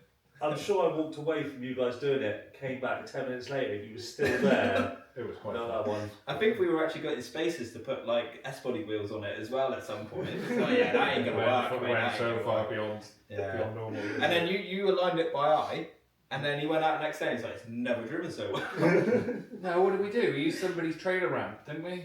When we have a trailer I ramp? can't remember. Yeah, what was bent? The lower arm bent or upper arm bent? Something was bent on it, bad. So he got his Q7. We wrapped a chain around the Q7 That's around right, the wheel yeah. and pulled it straight with one of the bent wheels. Got it roughly there, and then got so we had no toe plates or anything. So we had a pair of trailer ramps, one against each wheel, and then just was measuring across the trailer ramps to try and set it up. Got it there. It was alright, wasn't it? Yeah, he said it was great. Yeah. He actually drove way better the next day. To be fair, yeah, he said it was good. I think he'd fallen into the trap of shortening the bottom arm again, where you end up with a crazy toe curve and it makes it horrible. And I stuck some negative camber into it because I'd rather have negative camber than an awful toe curve. Yeah, and then he loved it. Yeah. I love Hoggy. I hope he's coming on soon as well. That'd be a good one. Definitely. Yeah, that'd be great. Right then, so it's the time in the podcast where we do an unpopular opinion, but I've already asked you about this and you said you don't have one. Your opinion. What about a rant? And rant. Yeah, because Titch didn't really have an unpopular opinion, but he had 3 good rants, and he went for it, to be fair. So it's now opened up from an unpopular opinion to a drift rant, or it could even be a mechanical rant. It could kind of just be, anything that you see all the time, which, I might have a little pop. Go I'm on. not going to have a rant. Go on, have a pop. The Drift League this year, the briefings have been quite close to the start of practice. So you go for your briefing, and then you're like, the briefing might go on a bit longer or whatever, and then it's like, rush, quick, get in, go and go, because the practice is starting. So a few people complained, somebody a bit closer to home, and said that we want the briefing earlier. And I was like, Where this is going. oh, that's all right. I thought that'd be good, because it'd leave a bit of a gap. Instead of having the briefing at 9 or whatever, we'll have it at like 8:30, yeah? So at the Drift League Awards thing, they said, oh yeah, we've listened to what you said, and we're going to change the briefings. 7 o'clock. So who's this person that's close to home? Can you name who it is? Well, he's looking for another unit to put his chaser in. 7 o'clock. And I was like, no, what are you on about? That's not happening. Yeah, but mine will be up Oh They yeah, get he's a car builder, warmed isn't up, he? everything Yeah, by he's 7. been up, showered, shaved, car washed, done some groundworks while he's there. Yeah, he he's would, he's yeah. ready to go. I'm like, no. Well, on Saturday morning, you'd just be turning up, wouldn't you? I'll get there. 7. I just kept recording for me. You think I'm going to be awake? Yeah. Oh god. So that's just a pop at Martin then, is it? Yeah. Brilliant. Oh. Dear, oh dear. Nothing I'm else? not a fan of that at all. That's not. No. Just early mornings then. Yeah. So you just. I have to go to bed earlier than 1 o'clock, you know, or something like that. 1 o'clock? It's usually like 2, 3 o'clock, isn't it, by the time we finish Probably drinking? is, yeah. I'm quite I'm a late. I'm a later as well. I come I'm alive not. about 10. Yeah. I'm not. About 10 o'clock at night I come alive It's again. got to be ADHD or something, isn't it? There's some Oh, reason yeah. in there. It's not right, is it? I'm normally fast asleep by now. What time is it? Yeah, 10 past 11. Is it? Yeah. Oh, Christ, I've got an hour and a half drive in. Have you? I've got 10 minutes, I'm home. Yeah. Not far from there. Half an hour 20 maybe? minutes, yeah. You got quite a long drive to go, haven't you? Yeah, probably 55 minutes. So. Yeah, you don't sleep anyway, though, do you? Really? You're as bad as me. Yeah, alright. Oh, Christ, yeah, you got to go up and cross, yeah. Has anyone else only got any new unpopular opinions? No. No? Anyone? Thought of anything recently? Really? Huh? Oh, alright. So talkative tonight. He's all for the popular opinion. Yeah. Has anyone got a popular opinion that we can discuss? Press bodies are amazing. Is that popular, is it? Trying to get a word in edgeways between me and Kev. Yeah. That's not popular. Yeah, forever. If we had me, you and Titch, Yeah, Jesus Christ. Yeah. Oh, and another thing, we'd be over talking each other. It'd be like noise, wouldn't it? It You don't would. have it in You stereo. need a microphone each and a corner. That's the deal with Zoom calls, we can mute each other. Yeah. Well, no, 'cause you just mute everyone else so you could just keep talking yourself. I would, yeah. Yeah, And exactly. I'd be like, what do you think, Matt? That's enough of Yeah, that. you know what happens, wouldn't you? Yeah. I have one question for you, Matt. Yes. Is there anything you think us as a team, as in Team Ronin, can do to make UK drifting better? This is a new question we'll ask every guest. That is a tough question. Because If you say get rid of skipping, we can make that happen. that's done, dusted. I've already thought of that this morning. Oh, right. I just think we just got to keep it all positive. I think there's been enough negativity over the years with things going on and bitching and fighting and at the end of the day it's a small sport and we're all in it for the same reasons and it doesn't need to be any infighting and bitching. We just need to get on, enjoy what we do and keep it sensible and don't go crazy with overspending on budget and things like that and just encourage that. Yeah. But also encourage good presentation and it doesn't cost a lot to just rattle can your car all one colour or do something smart with it and turn up looking decent. I agree with this. Say It's- nothing. It's about image. So it's about image as well. If you get rid of that horrible, that drifters and rebels Yeah. image, that would go a long way. For a public point of view. Yeah. Especially it's difficult turning up to a track that does banger racing with cars that could be bangers. You're getting close to looking like bangers. Yeah. And some of the public that turn up, they may have never seen drifting before. They might just be local to the banger track. They turn up and see BMWs getting smashed into each other. Think this is normal service is resumed. You face it, the old bash days are kind of gone now. Most They are. tracks don't accept bash cars anymore. No, so. well, it needs to be pushed. The cars need to be presentable. I think. I think We people pushed should it. take pride in them. Well, Yeah. we did push it a little bit, didn't we, for the last Auto Fest, and I think they were better than they have been previously. I'd definitely say all panels were there. Yeah. That was one thing, all panels had to be there. People were asking. Mandatory silencers on BMW N52s. So. Yes. I think that's just a given rule now everywhere now, isn't it? Yeah, I think so. Yeah, but like I say, that's it. Just encourage people to just put a bit of effort in. It doesn't have to cost money to do these things. Not Yeah. big money by any means. Yeah. Again, I'll use Martin as an example. The Winter Battle Series, he bought that 330 compact last year, and it was pretty ropey looking, and he oversprayed all of my cars in the process of making it black, and it was worth it. That's brilliant. No, he didn't. No, he rattle canned it. He Yeah. rattle canned it all black. Yeah, it looked very presentable. And it was just all one colour. It was just satin black from Screwfix. And I think it was like 10 tins of satin black. They were sort of like, why do you need 10 tins of this? Are you graffiti artist or what? But he went So around I it and then yeah. just got some stickers, stuck some stickers on, tidied up the wheels, and the thing looked brand new. And we went through and set it up a bit as well, Yeah. and it's still going strong now. It's still winning battles at the Battle Series, that car, and looks presentable still. It does look tidy, yeah. I think, like you said, I think that's a big thing, is trying to push the sport forward in a more presentable way, like a grown-up way. Not only just thinking, I've just dragged this thing out of a hedge and I'm going to drift it and I don't care because I might hit the wall at Smeefark Oval or whatever. Just think about the member of public that's watching you. Don't think about you hitting the wall. Think about what you look like and what it might be compared to. And it doesn't take a lot to Yeah, put on a show wherever you go, sort of thing. Yeah. So obviously trying to promote drifting and you promote yourself. Yeah.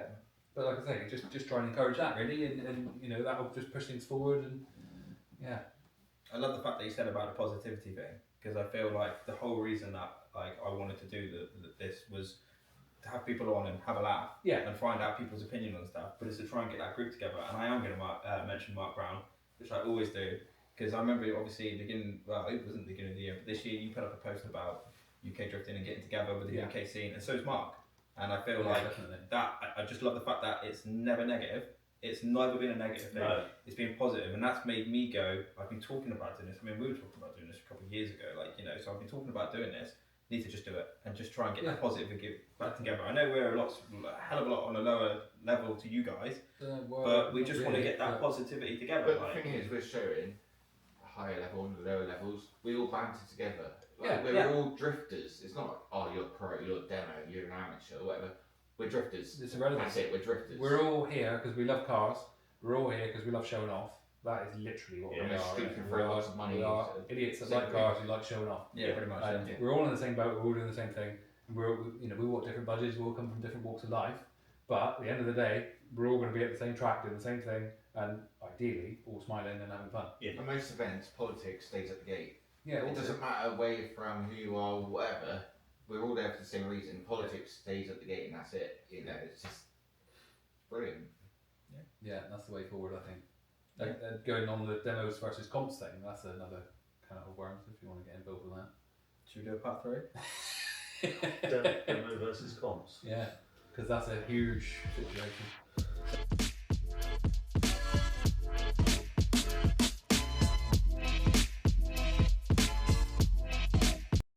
Welcome back to Sidetrack, part 3 with Matt Smith.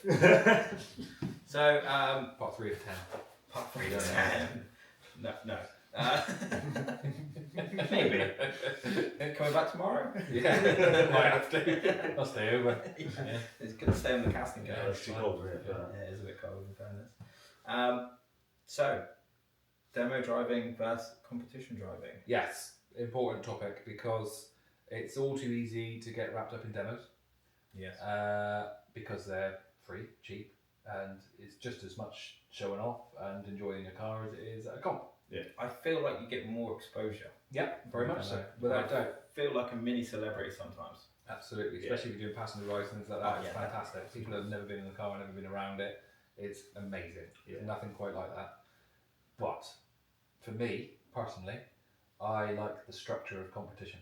Yeah. And I like the goals of competition. Yeah. So if you go and do a demo day or a practice day, there might not be any clips, there might not be anything specific that you need to do. So you're just going out and doing your own thing. It's very freestyle, and you do 2 or 3 laps of that, and you're like, where do I go from here? Yeah.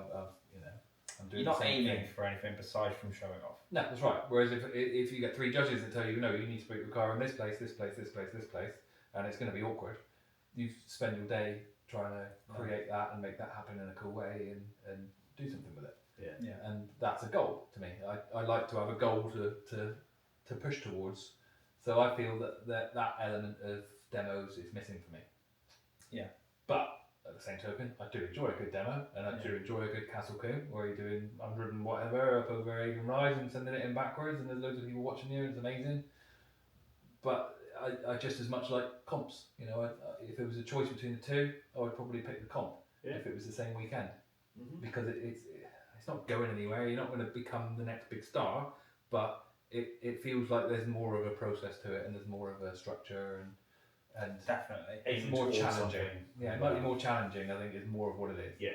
And it feels you Like- feel rewarded if you get it right at the end of it. Whereas if you get a demo day right, you don't really feel any different to what you do if you You don't. get more pictures.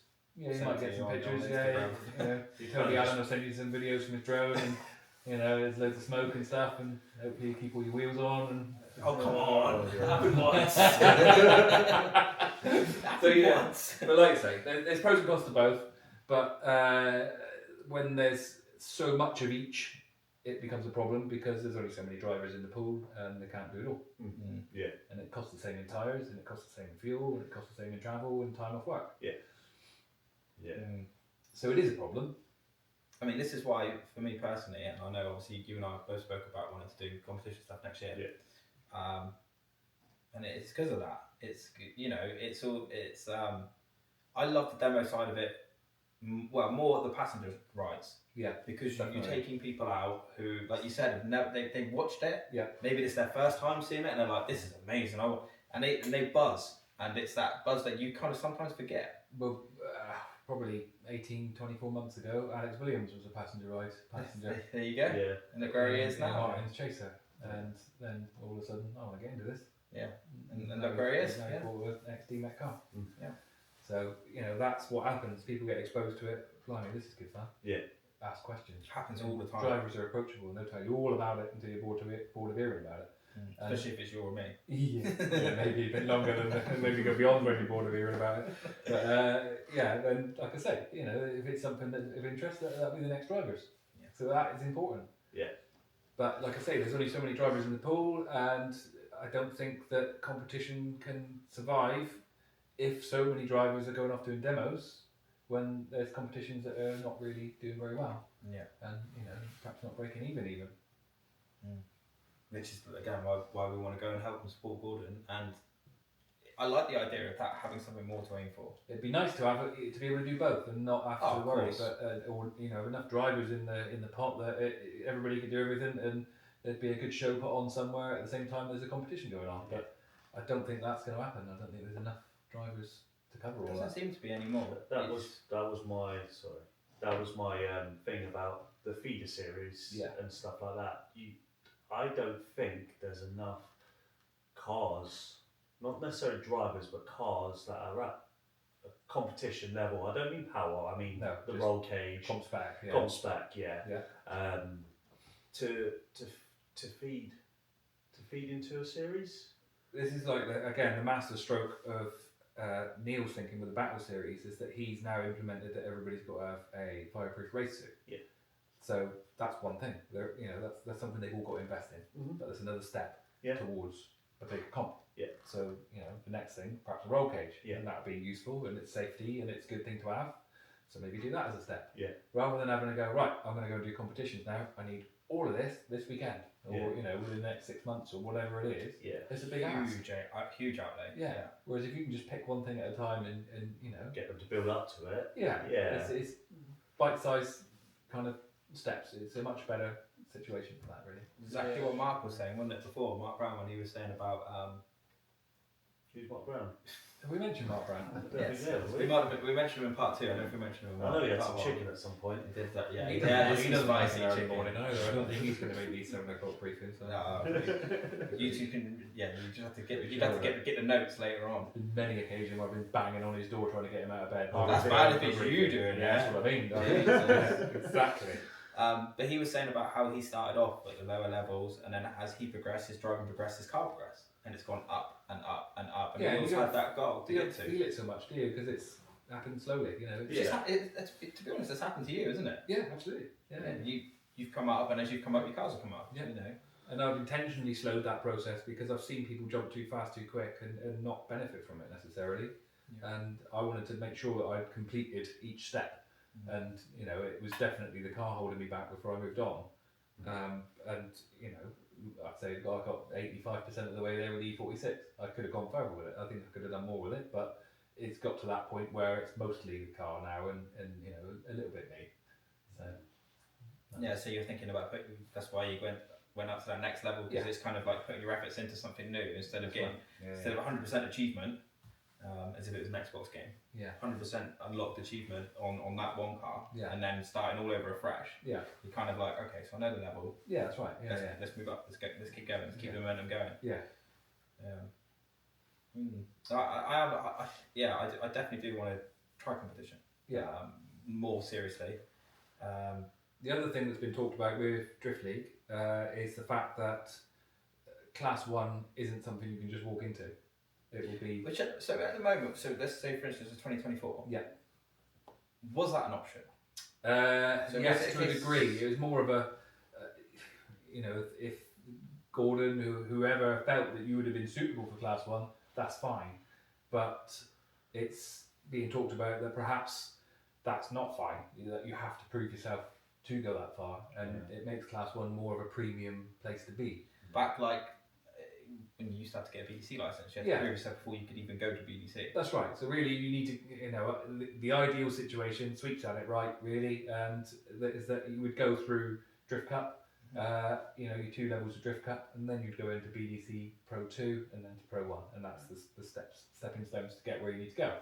And it means the same thing. Your spec, yourself, everything increases and gets better as time goes on. Perhaps you pick up a couple of sponsors on the way, and it becomes a sustainable package rather than jumping in with both feet and not having the sort of backing to make it happen in skills and finances. Yeah, of course. Which it is a big thing, isn't it? And like you said, if you're gaining traction through the lower classes, you can get people on board earlier on who, and you're showcasing yourself earlier. Yeah. Whereas if you just jump into going, oh, okay, I'm Kev and I've just built this car and I've not really done that much drifting, but I've done quite a lot of practice days. I'm going to now go do competition. Can you sponsor me? Yeah.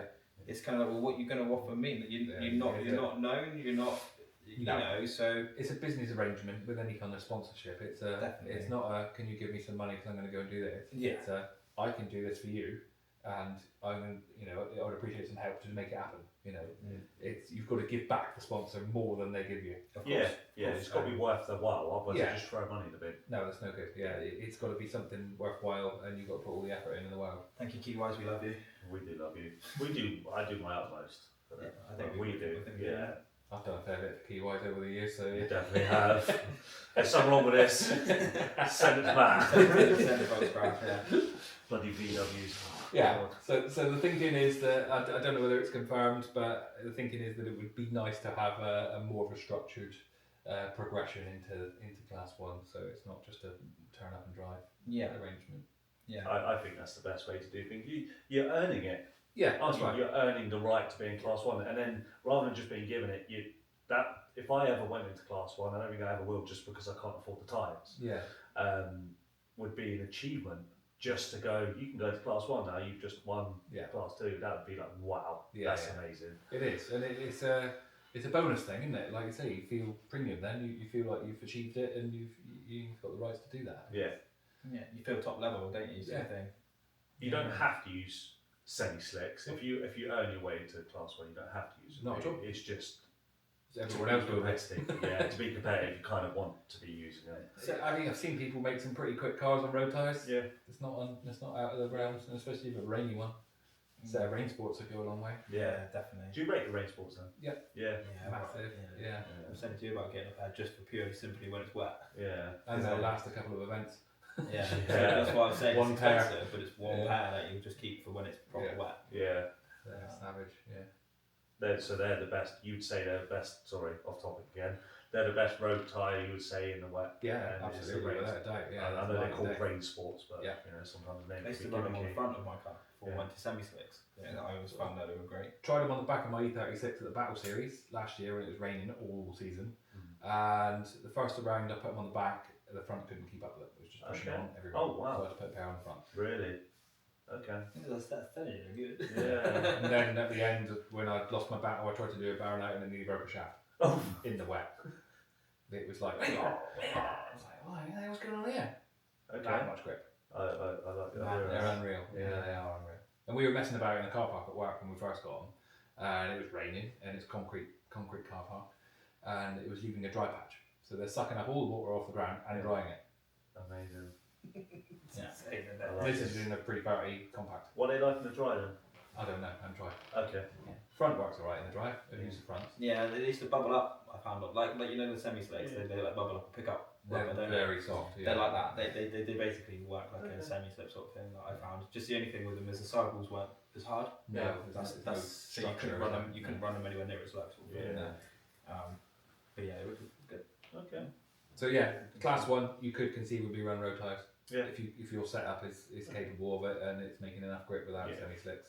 You know, semi-slicks are another level above. You probably get more speed on angle maybe with semi-slicks and stuff like that. But I've never tried them. and you may even get Never tried more. You may even get more out of a semi-slick than you will out of a road tyre at a certain power level. Okay. Because 400 or 500 horsepower is going to tear a set of road tyres to pieces. Yeah. Whereas a semi-slick's more likely to put up with it.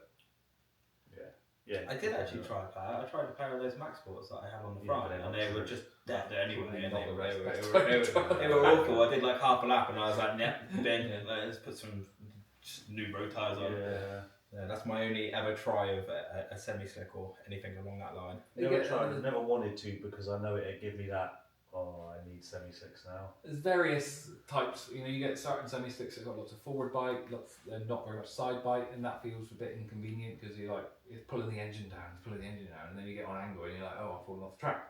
Where you get some that are a bit more consistent and they've got more, side bite, forward bite, even kind of spread, and it just feels quite nice, but faster than what you're used to on a road tyre. It doesn't feel an awful lot farther away. It's not inconvenient. It doesn't feel a bad thing. Yeah. So it's not like that at all, really. Would you say they last longer? Yeah, definitely. I think beyond zero tread level, there's often another run. Right. Okay.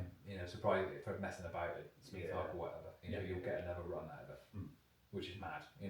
Some of the ones I was using at Water Vessel, we were using Westlakes that had like 1 mil, and they were doing, what were we doing, 3-4 laps? Yeah. They would do 3-4 laps, and they're still Pouring gripping at the end. smoke off. Yeah, still gripping at the end. Pouring. I think because they got more rubber between the cord and the the base layer of tread. So I'll be messaging you when I want to buy a pair. Yeah. Just try them out. You get a road tyre, as soon as it's down to like 0.5 mil, it's gone, and you don't get any grip out of it at all. Nah, it just creates smoke. That's right. Done. Yeah. No forward bite. Nothing. No. Whereas a semi will run right now. Surprisingly. Yeah. So basically, what you're saying is that we need to go and do competition. I think I don't think you should rule it out. I think people would say definitely not ruling that, it out. I'm just doing demos because it's cheaper and more effective. I can see that, but I think there's a buzz to competition which you won't get. Yeah, I agree massively. And it is more expensive, without doubt. Especially if there's a free demo on, then all you've got to supply is your tyres and your fuel and your car. Whereas you've got to pay your entry, and you might only get, if you're a new to competition, you might only get your practice and your qualifying. You might not get through any further than that. But you might come away feeling a bit upset because you've not qualified, but you will have moved forward, and you would be driving with drivers that are trying to do this objective that you're trying to do. And perhaps the next time you go back and you go and do it, you do a better job of it, and you get through, and you get to your first battle, and that goes like that, and it's just a achievement unlocked. Progression. Yeah, definitely. But it is tough in the beginning. It's very, very tough. My first few years of competition, I think my first ever competition I did with RDC at Driftland, I didn't qualify. So I turned up, didn't qualify. That was that. Painful. All the way to Driftland. Yeah, that's It painful. was painful, but I'm not there for that. Yeah. I'm there for the whole event. Yeah. For the experience. Yeah. And you park The the car knowledge. at that point, and you go and watch. Yeah. You get to be a spectator for the day. And that sounds crap, but It's not for me. I quite enjoy it. I quite enjoy it. yeah. And you get to watch the comp, and you get to be involved, and if you've got some skills, you get to help out, and you can just be involved with it, and just next time you go out and you might get through, and somebody else won't, and they're that guy. Yeah. And that's just how it goes. Yeah, you never know when it's your day. Some days you jump in a car and everything just feels fantastic. Other Yeah. days you jump in it, no matter what you do, you No try and relax, you reason. try and go Yeah. angry, you try and go chill. You cannot drive that car. Yeah. It's just some days it's like that, isn't it? It's channeling that's the key. The further on through Damage competition you limitation, get, isn't it's it? channeling what you can and can't do, and knowing when to sit down and have a break. And Yeah. Or when to get back on it and Talk go, to yourself. nope, need to get back on this and try again. Yeah. I'm excited for next year. Yeah, thanks. 2025 will be good, yeah. I'm doing comp next year, whether it comes out my own pocket or, but I'm definitely gonna. Would you recommend going straight into a full season, as in book a full season? That's better for the championship owners. Of course because it is. obviously you're showing commitment to it. Yeah. And if everybody did that, then they'd have money in the bank and they'd go, right, we can do bigger things with this. Yeah. Because we've got the confidence to move forward. Whereas if everyone waits for round one to come round before they even book on for round one, championship owners are sat there having already outlaid for the track hire and everything out of their own pocket. Yeah. Thinking, Yeah. I can't invest What in am I this. going to do, yeah. Yeah, so ideally, if everyone's stumped up for the season entry, it'd be great, but it's unfeasible for most people, Yeah, of course. finance-wise. But it also works out cheaper as well, doesn't it? Yeah. per round. It does So work out cheaper per round. That is the one benefit. But then if your car breaks or you get a problem later on, then You you lose some probably money. lose If that you round miss anyway. one round, you probably Yeah. you know Back to even again. But I mean, realistically, the other thing is if you did pay for a full season, you're going to do everything you can to get that car ready to go Yeah, back. there is that as an incentive to get there. Yeah. My worry is I'll do like a first round and I'll do absolute rubbish, no fault with anyone's but my own, Yeah. just because Getting of your own stress. head or whatever, Yeah, yeah. exactly. And I'll be like, I can't fucking do this. I'm going back to demos. Yeah. But if I pay for a full season, I've got no choice but to come back. There is something in that because you need to push through that. There is always going to be a shit period of not qualifying or not being as good as you want to be. It's not so much not qualifying. If I feel, well, the qualifying would obviously not qualifying would be down to me because I could do better. But Yeah. if I'm fucking up because I can't get over my own Yeah. nerves, If you're like spinning constantly or something. Like, and I wouldn't never normally spin. It's like, why am I spinning? Yeah. And the car's exactly the same Yeah. and stuff like that. You know, like you say, you get in your own head. That's again, that is just experience of dealing with your own mental state in it, and just kind of taking it as more of a chilled affair. Yeah. Not going there trying to conquer the earth, but going there to just go and put on the best show you can put on and enjoy what you're doing. Yeah. And it's very difficult to switch that off. You get on that line and everyone's like, right, you're going for your qualifying run now, you know, and you're like, oh, the eyes are on me. It's something in your head, isn't it? You've got no way of getting around that. Yeah. Other than just literally trying to take it as not seriously as possible. It's so easy to say, but like even thinking about it now, like I can picture myself on that start line as soon as you said, right, now you're going for your qualifying line. I can even feel that pit in my stomach of like, fuck now. I'm going to fuck this up. There's normally a build up because you'll be in a queue and then there's other people going and you're watching them go and you're like, oh shit, I'm in a minute. And then, you know, that bit of time and the more time goes on, the more you get in your own head. And See, this is the thing, when you watch it on like the live stream or like watching, like when you used to watch on PDC and stuff like that, watch people like you and obviously knowing you as well, you would just be like, oh yeah, he's having the time of his fucking life, he's not stressed. No, I do get stressed. But I've got everyone sit and talk to myself and just say, right, this is just a mess about. I don't need to be stressed about this. I've been doing this all morning. I can do it again now. Yeah, but it's kind of almost nice hearing that because You're human. Yeah. You're human as well. Yeah. I think with me, if it's, I'll work on a bit of routine and a bit of structure. So I generally qualifying for me will involve me getting ready a bit earlier so I can go out and I can get my head in it and I can be like, right, I'm going to go do this now and you know, sort of make sure everything's where it needs to be, pull the wand a few times to make sure that still works. Naturally, wiggle the steering, make sure that still works, all that normal stuff before you go. tap the brakes, that works. If anything goes outside of that kind of zone, I had a funny one at Teesside in the PS. I think I got out for something. I can't remember what I got out for now, and I think I didn't want to change tyre pressures because the weather was changing. So I got out and I was just like quite casual, just change tyre pressures. One of my lenses fell out my glasses. Oh fuck! And I was like, whoa! I can't. Everything was like I was drunk. Yeah. And I was like, shit, what's happened? And I was like, oh shit, this lens come out of my glass. Can find it. And the car before me is on the line going, and I'm like, back. And I got to find this. And it was like shit, where is it? And it was tucked in my racesuit, like in the little belt thing. And I'm going through the car, I'm underneath the seat, and I'm like, having a right flap. I got it, popped it back in, and then I'm like, I've lost it then. Like all that mental prep that I'd done and got myself settled. Now you're all like, I was like, So then I had to like sit and go through that again and just kind of like settle back down again before I went. Yeah. Like when I've done RDC, you know, when you beat, one and only time battle. Yeah. That was a real last minute thing, wasn't it? The car was broken. Because yours was broken, and that's that same thing. You don't have time to. It worked really well for me. Yeah, it was good. Yeah, I suppose no time to think about it. Yeah, no, you got no time. Yeah. I suppose, like I say, that queuing up and sitting on the queue, you start thinking about what's happening and what you're about to do and everything else. You start planning it out, and none of it's any use. Yeah. You know, you're thinking about things that aren't going to happen, and you're trying to plan out a run that would never happen anyway. But yeah, like I say, if you just get sent to the line, oh go, it's your qualifying. Oh shit, right, you ain't got time to get in your head too much, then, have you? It worked really well for you. It really did, to be fair. Yeah. No, didn't have to think about it. Didn't even practice qualifying line. Yeah. In fact, I'd done 2 runs. I'd done the first run. He went. I didn't even know, but they moved the clipping point from one side of the track to the other. Oh yeah. Yeah, and I didn't know that. Yeah. As I pulled up to the line again, he went, "We've moved that clipping point to there." I was like, "Oh, okay." Right. Yeah. And I still, qualified alright. I was just like so happy. That was a good day for me, even though the car was broken. So would you surprise you with qualifying then? Just say, oh, it's a practice day today, and then when it comes around to qualifying, oh, by the way, you need to go queue up. I don't think it's going to work. I'm going to go, alright. Just pull a coil. Yeah. So your car doesn't work all day, no practice. I and got you'll be like fine. 6 spare ones, so Yeah, that's not going to yeah, work. no coils. That was a bad day for me. That was. But like I say, it's just a question of the more you do it, the better it gets, and you need to work on that as much as you need to work on your line. If you've got an issue with that nerve sort of thing, you just got to sit there and find something that brings you back down to earth. Just breathing, thinking about your breathing, or just thinking about what you're gonna have for dinner, or what. Yeah, talking. A couple of the start line marshals that we've had and still got Colgate. absolutely fantastic. Colgate's You know good, Colgate, yeah. don't you? Yeah. Colgate's a legend for it. He do will love spot Colgate. somebody nervous from Oh, 60 yeah, He foot, really 80 foot. does. Yeah, 100%. And he'll be yeah. right over and he'll kneel down to your level and you'll start chatting shit and he'll just be like, are you going to go and be good or are you going to be shit? And he's like, Colgate's great. Yeah. That's exactly how he was when T-side. yeah. T-side, You could see that I was nervous. Yeah. He was like, what? And then, he started fucking joking around on the start line. Yeah.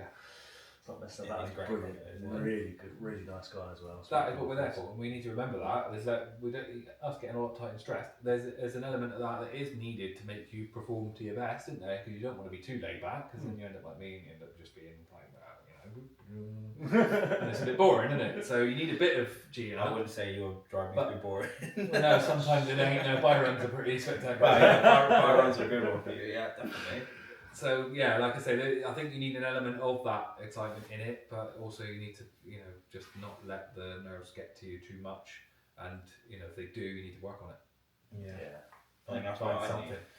Because I didn't obviously have a very good experience last time with your competition stuff, and that's been stuck in my head a little bit. Yeah. So I need to go with that. And I think as soon as I've done one round, Yeah. I'll be fine. So I like stupid things, like having a process of things that you check before you go. Just like I said, I'll pull the wand a couple of times. I might put it in gear and put it out of gear, put it in gear and put it out of gear. I always do give this it a silly little shit, and it's just me, just pre-flight checks almost like this, and it's like, right, I'm happy now, go. Yeah. And just taking your mind off of the actual thing you're going to do, and just doing another practice run. Yeah, stand and laugh. Start thinking it through. I'm going to do this at clip 1, I'm going to do that there, I'm going to do that. It's never going to work. No, it's probably best not to think about what you're going to do. You just go out and drive it. Muscle memory will take over. Because you think 90% of the 100% of the time when you're doing demos, you don't think about what you're doing. No, You just go, I'll just queue up. And who's good in front? Yeah. You go, you Yeah. go first, or Yeah, one yeah, go one first. or two, You one or going two. out, or who's going out? Oh, I'll go first, and then you don't even think about it. Maybe there's some element of that, of just treating it as a demo run and just saying, it doesn't matter if I don't qualify, I'm treating this as a demo, I'm going to go and have fun, and it's going to be cool. Yeah. Sometimes you're better than him, it doesn't matter. Yeah, there you go, pressure's on. Yeah. Yeah. Be a lot to prove next year. Fuck, if your car's so easy to drive, if you don't beat me, Stop blaming your car. he knows my alignment, mate. Savage. And I've got no alignment, so. No. We'll work on that. No. Whose team are you on it? I'll get you. I'm changing the rear hubs. That was the idea after the. Yeah, but you'll have a little more grip now, won't you? So I'll have to get some. I need a bit more grip. Yeah. Yeah. Don't push forward We've anymore. got 13 subframe minutes still. Yeah, so there's more anti-squat in this than the 14 subframe. Is there? Yeah. Oh. Yeah, the wishbone angles, look at the wishbone angles compared to his, Okay. where the front pickup is welded onto the subframe is quite high up on a 13 one. The 14 one's like almost level, Oh, okay. so the angle of the wishbones is I more thought they like were the same. I actually thought they were the same. I Never would have looked at them assumed both they were together. the same. I wouldn't have known, to be that. honest. That's why 14's got more grip. I know that their arms, the top arm's actually different, isn't it? Rather than a Right. 13. Standard ones I've never seen it, I think. Even aftermarket ones. A 13 goes around the shock Yeah. at the back, whereas a 14's half. Mine's half. Yeah. The wife's about half. Yeah. But mine's I think 13 that's subframe. just whichever ones you buy in it, about the market ones. No, Is it I'm not? sure it's 14 difference between 13s and 14s. Didn't know that. Because I think where that bolts on is much the same. I've not measured it, but it looks much the same. It's the lower arm. Okay. And that affects your squat angle. You might be right then, might just be different mix. Maybe. You got drift work ones in yours, haven't you? Maybe. Maybe. I can't remember. They were painted. I just painted them up. I was like, take them and paint them. You literally paint everything. Yeah, you paint you your own paint car them. on your own roof. Yeah. Yeah. I didn't actually. Shane did that. Thank you very much. I turned up and I was like, you put my car on my roof, I'm going to look alright bad. You've got to be a certain kind of person to have that on your car. You got a And picture I of am your own that. car. I am that person. Yeah. I've got a question for you. Yes. If you could build any car, Oh. any chassis, any car, any engine configuration, what would you build? Don't know. Good question. I do. I mean, I'm quite fascinated with this PS13 I've got at the moment. It's quite cool. I mean, That's my dream build. I've actually, Yes. we've both said I'd love to build, but I'd have a PS. I'd like to go a bit further with it, like try something, maybe more revs and more noise. But More noise, more revs. bands. yeah. I do really like, and I did look at a Ruinous Z92 Eurofighter. Yeah. That's a cool car. Yeah, that is nice. What? It- So I that's like the way- 2K as well, isn't it? No, Is that's it not? S58. Oh, was it? S55 M3 engine. Mm. I like the way it moves. I like the way it handles. It's compared to an S body, it's just a flamboyant E46. It's a fast chassis, and it looks like it turns nicely and moves nicely, and yeah, it's good. And with him driving it, it makes it look easy as well because he's good. Yeah, he's a bit of a legend. Yeah. I do like a 92. I do. I've said before. But I like all BMWs to be fair. I don't hate any. And controversial, I'd probably go left-hand drive Oh, really? Yeah. Why? because BMWs have the turbo on that side, and your steering column's in amongst the turbo, and it just makes it bloody awkward. Yeah. So I'd rather sit on the wrong side and let the turbo have a nice time than me sitting in a nice seat and then the turbo having an awkward old time. Okay. I don't think I could. Because it's front rack, isn't it? Yeah. So the column's got to go all the way through your manifolds, all the way through all your turbo stuff. The engine's leaned over that way anyway. Yeah. No, I'll put the column down the nice side. It's nice and easy. I don't know if I'd be able to. Don't reckon I could drive it. I don't. I've driven left-hand drive cars, obviously, when you've been abroad and stuff. Yeah, Oh, right. it'd be a challenge. And without we a tried doubt, definitely. parking I and think stuff. so. I just I can't. I try getting one and I feel like the car's 3 foot wider than what it should be. Yeah. Yeah, I- passenger ride.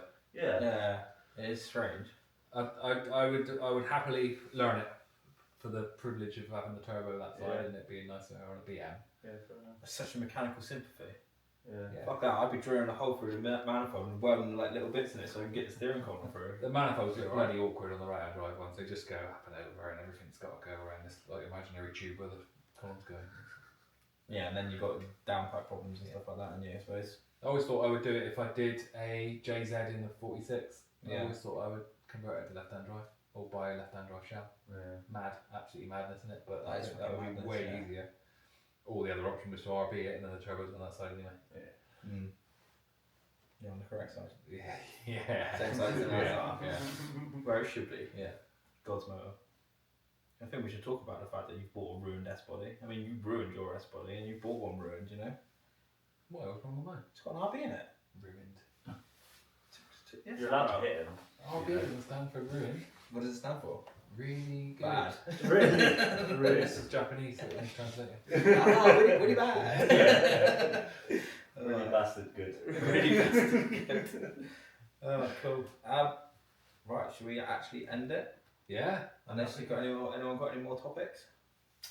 I think we should talk about film for a minute or two. Yeah, So you just- just, Just sat in the corner. shut him up, quiet. can you? He just Yeah. goes on. Oh, just don't. Shush. Will you? I'm tired. I'm tired. 3 litre BMW motor, SR20 or an RB? Oh. In. Yeah. David is. No. Something. Right, what are we going to put it in? We'll just go for like an S body, so let's say 14, whatever, 13. Yeah. What do you have? What for? For drifting. So what, a 3 litre BMW? 3 litre BMW, an SR. SR that makes 350, or an Yeah. RB that makes 450. But the RB is a lot heavier. Yeah, it's all the RB, isn't it? Would it? More Yeah, of potential. course, yeah, 6-cylinder. But what happens when it blows up? You've got six cylinders to repair and replace parts on instead of 4 with an SR. Well, I don't see that the SR or Blows the, up half as or the often. 3 litre are going to be any more reliable than the RB. to be honest. No, you're probably fair. I would actually, this might be controversial, I would probably go SR. Good man. Just because at 350, it's more about the weight. Yeah. And that's a lot lighter than an RB. Yeah. And snappy response. Nice snappy 350 in an SR would be quite nice. I mean, if you should go Kev's car. If you can keep it More together. than welcome to I, have a go. I quite like Kev's car actually. Only makes 207 horsepower though. 207? 207 Why is it only 207? at the flywheel, down the hill. We're strong over London. Yeah. It's what he tells everyone. That's what it makes. He's fine. What would you have? Huh? What would you have? What would I have? RB, I would. Yeah. He just couldn't say SI. That's what it is. They couldn't bring it. I to- don't It was- have it was any good. experience with an RB, but they just sound nice. They do sound nice, but they get a bad rap for blowing up. That's the problem, isn't it? Yeah, that's the same as the CA, but that's and SRs. Yeah. But I feel a lot of that is because of bad owners. Possibly. I think there's been a lot of history with a lot of engines, not just RBs, where people just take them out of the car and expect them to do things. Expect it to work. And it's done 100,000 miles of whatever. And then you start beating the hell out of it off the limit everywhere. And the RB's got inherent issues that need fixing before you do any of that anyway. Whereas the JZ's got less of that, but they still can go wrong. They still want building and No, refreshing. they're don't they? compatible, yeah. Yeah. I mean, my only experience really with an RB is I had a 33 for a while, GTST, and it was that low down torque. Yeah, I had one as well. It was great. To be fair, but it was in a big heavy car, and it just kind of worked. It was a road car, and I obviously didn't do any streeter in it or anything. No. Yeah, No, we wouldn't do that. No. But it was like you could pull right down low, Yeah. which is where the 6-cylinder comes in, wouldn't it? The microphones are flashing. We've got flashy lights going on. Oh, that means they're probably dying. Maybe. Better be quicker. Okay. Well, thanks for tuning in to part 3 and part 2 and part 1, All of the parts. and we'll catch you all next time. So many parts. It's now Thursday. It's now Sunday night, and we're gonna release it tomorrow. Oh, sorry for you. Start Yeah. uploading it. Yeah, Yeah. fine. You got to edit the thing. He does it all, like literally all of it. We'll have that out. Thanks, guys. Thanks, guys. Thank you.